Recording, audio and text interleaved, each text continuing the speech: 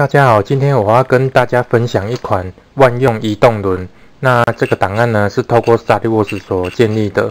那因为它简单又实用所以我让它分享给大家。那你如果有兴趣的呢可以看一下是怎么组装的其实它不会太困难的。以及如果你需要档案的，你可以到影片底下的连结，我会放在那里你可以都去那边下载。好，那我大概来讲解一下。那这里呢，我在设计的时候呢，有运用到稍微一点螺丝螺帽的原理。好，那这边呢，我给它做半牙，给大家看一下。好，我不是让它做全牙，这个用意呢，就是因为我们 3D 列印呢，它比较怕说有受到外力的时候，它会被折断。特别是我们列印的方向是这样的话，有可能会从这边折断。那这边呢，请大家放心，我做一点小设计这边有做 R 角补强以外呢。我让它的螺丝呢是做半牙的，所以你锁到底之后呢，它其实不会把这两个 U 座呢逼得太紧，所以是不至于会断裂的情形。那当然在使用的时候，我还是会建议各位在锁的时候呢，你觉得碰到之后就不要再往内锁了。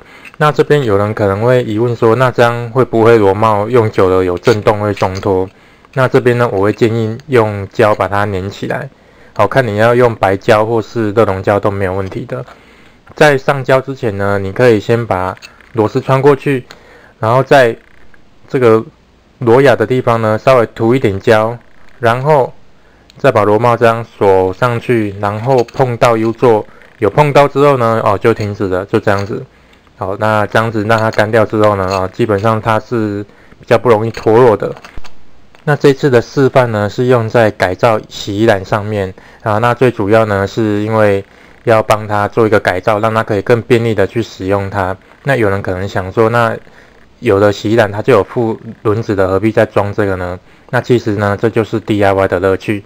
我们拿现有的东西、现有的线材、现有的 3D 列印机来做出这样的 DIY 设计，装到我们现有的洗衣篮上面。那这样子呢可以用一个 DIY。然后自制，我们也可以不用花费太多的费用都是拿现成的东西来组装的这样子是让我们的生活更便利的。那这边呢，我最主要呢，觉得这个轮子呢不要局限于洗衣篮它可以用在很多地方像是置物篮有可能是塑胶篮，你可以在底下装轮子，或者是你是用纸箱、大纸箱底下也可以装，或是有一些。像整理箱、大型整理箱，你可能移动轮坏掉了，或是没有移动轮的，你也可以加装这个上去，都是蛮实用的。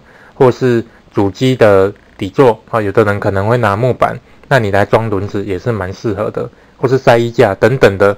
那我建议呢，要使用的时候呢，像是比较轻型的物件来装这个移动轮会比较适合的，像是那种办公椅或是。行李箱这种的就比较不适合，可能会长期去拖，或是有一些重量的就比较不适合了。那这边呢，有人可能会想说，那这个轮子它的强度足够吗？那这边呢，我就跟大家说明一下这个材质呢是 PLA， 那其实 PLA 呢没有大家想象中那么的脆弱。那你只要把你的填充密度呢稍微提高一点，壁厚也高一点，那其实它的强度呢其实够用的。那假设这样子它真的不够了，你也可以再重新做一个来更换，那其实是蛮方便的。那我有稍微做过测试这边呢我就跟大家分享一下。那之前呢我有用过 PLA 做过一个铁锤是拿来敲过螃蟹的，那螃蟹壳是被我敲碎的，那所以由此可知呢 PLA 是相当硬的。如果你是用填充180去列印的话所以其实这样子呢强度呢是运用在我们轻型物件呢是够用的。好，那这边呢我们就来看一下洗衣篮的改造咯。大致上是这样子，我会装在底座。那在这之前呢，我需要先钻洞。那钻洞之前呢，我需要先帮它做个记号。那在它的另一端呢，我会放上一个像这样的平底座，那为的是补强它的底部的结构这样子呢，在锁附螺丝的时候会锁起来会更牢固一点。好，那我们就先来做记号咯。好。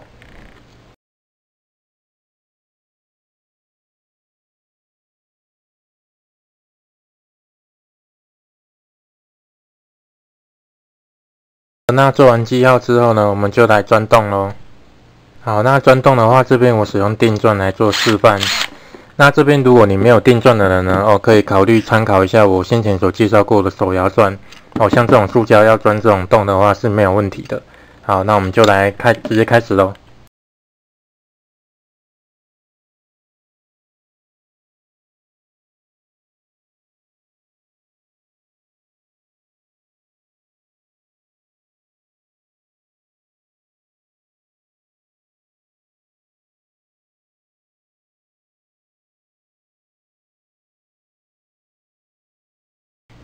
好的，那钻完洞之后呢，我们把这些屑呢跟毛边修一下，就可以来进行组装咯。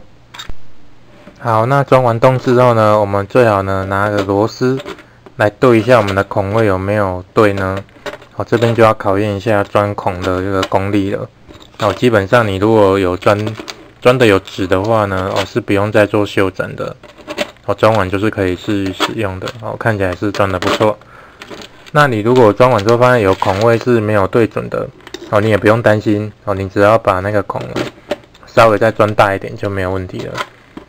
好，看起来这4个都没有问题，钻的是不错的。